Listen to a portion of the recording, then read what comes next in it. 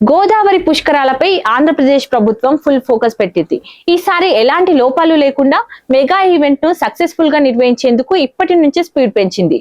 మంత్రి నారాయణ ఆధ్వర్యంలో జరిగిన కీలక సమావేశంలో ఫండ్స్ కేటాయింపు, ఇన్ఫ్రాస్ట్రక్చర్ డెవలప్మెంట్స్ పై డీటెయిల్ గా చర్చించారు.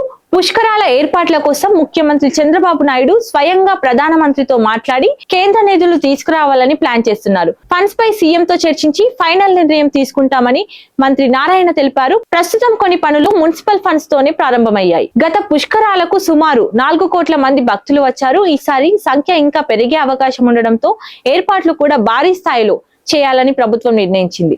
నిడదవోలు, కొవ్వూరు, రాజమండ్రి, మండపేట ప్రాంతాల్లో ప్రత్యేకంగా బేసిక్ సదుపాయాలపై దృష్టి పెట్టారు. రోడ్లు, డ్రైనేజీ, త్రాగునీరు, పార్కింగ్ వంటి అంశాలపై స్పష్టమైన ప్లానింగ్ జరుగుతోంది.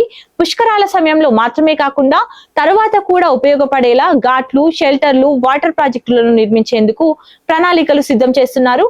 భక్తులకు ఎలాంటి ఇబ్బందులు లేకుండా ప్రతి విషయంలో ముందుగానే ఏర్పాట్లు పూర్తి చేయాలని ప్రభుత్వం టార్గెట్ పెట్టుకుంది. మొత్తానికి ఈసారి గోదావరి పుష్కరాలను ప్రతిష్టాత్మకంగా తీసుకుని మరింత మెరుగైన సౌకర్యాలతో నిర్వహించేందుకు ప్రభుత్వం భారీ స్థాయిలో ప్రణాళికలు అమలు చేస్తుంది.